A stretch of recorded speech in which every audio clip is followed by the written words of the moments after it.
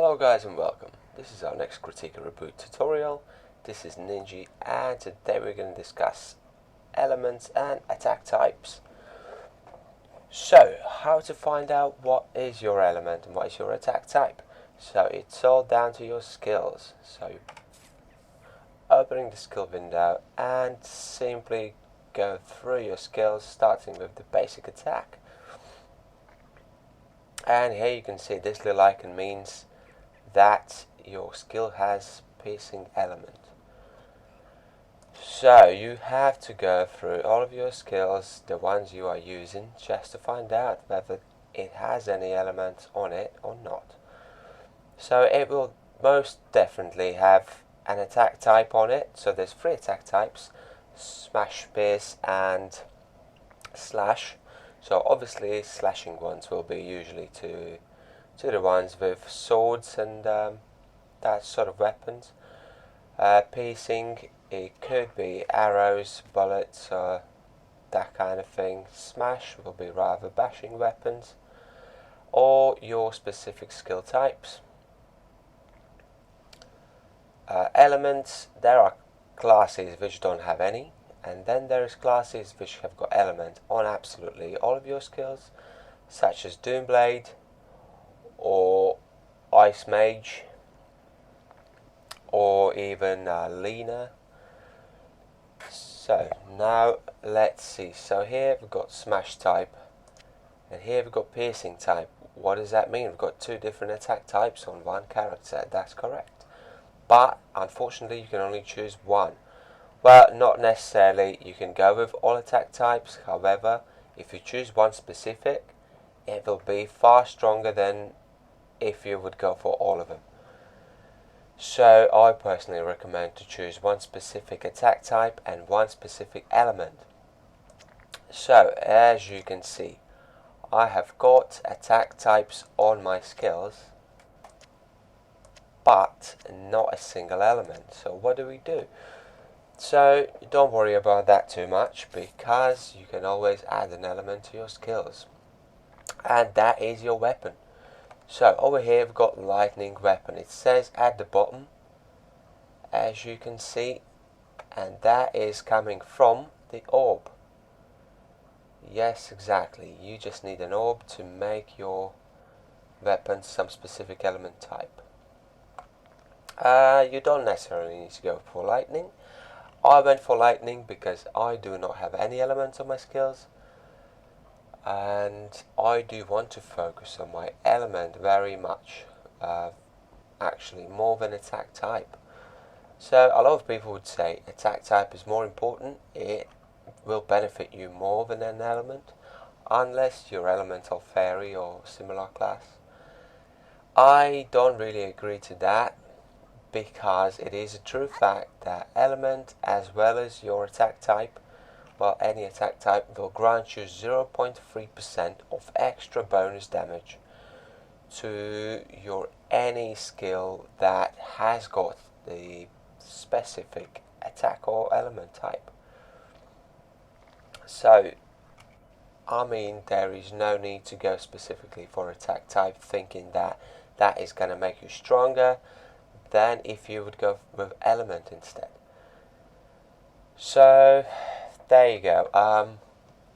So attack types, no matter which type it is, obviously you go with the one your skills need. They will all grant you exactly the same bonus. Yeah, so whether that's smash, piercing or slash, they will all give you the same bonus. Elements are slightly different. So since I went for lightning, all of the skills that do not have any elements will automatically become lightning. You will not see an icon here but in the skills. However, it will apply on every single skill that does not have an element. A lot of people probably think, what if my skills already have an element on it? That means that element on the skill that's already on there will be prioritized. That means the one on your weapon will not affect skills with elements already on them. So keep that in mind. This is probably why you would like rather to go with one element. So you would want to make the rest of your skills with the same element as some which are already have one on it. So, for instance, a Warp Mage hasn't got element on most of skills, however there is fire on some of them. So if you think you're going to use those skills, go with the fire, so that will make your every single skill fire type, and simple as that. Right, how to choose your element. So, and what do they really do? Why is it important? So, okay, it's not very important because they all grant direct damage boost, which is 0.3%, same as attack type. You will not see any changes in the combat power from your attack type or element bonuses because they do apply strictly to your damage output only once you use the skill. So if the skill is not being used, there's no CP being added, but it will still work as a boost to your damage. Okay, so let's begin about the element types. So first one, obviously fire. People think that's the strongest one. I will not have an argument about that. It is quite strong because the element stacks, so it has damage per time bonus as well as debuff. So what does that mean? So you will definitely need elemental orbs on your accessories because those are the strongest elements in your entire build. You can get up to 80 elemental bonus in each accessory orb, as well as elemental bonus. So you can see 30, 60, 90 and even 100. So 120. So that is the elemental cap you need to reach in order to get the maximum amount of your elemental attribute bonuses working on your skills. So each element has specific types, specific effects going on. So fire has damage per time as well as debuff. So a debuff actually works on every element, so you need at least 30 elemental bonus in order for the debuff to work. So what is that going to do? That's going to give exactly 5% increase in your elemental type damage. Not a lot, still every little helps. So the next level 2 and 3, that is damaging type. However, those are slightly insignificant amounts, as well as damage per time. I would not recommend to focus on that because fire and poison, they have damage per time bonuses and they do stack, but the damage is not great, so don't really keep that in mind much. Next up, dark element gives bleeding per time, as well as it does seal the enemy. I'm not certainly sure what exactly does that mean, because enemy is still able to move and apparently still able to attack. So in my opinion, that doesn't really do anything. So go for dark only if you've got dark on your skills. So which is I would say Doomblade. Next up, ice. Ice is very interesting and useful element. Damage wise, it gives flat damage bonus 0.3% for every single point, same as any other element. However, there is a special bonus on ice, which is slow movements and slow attack speed on your enemies. So that is important. Next up is lightning.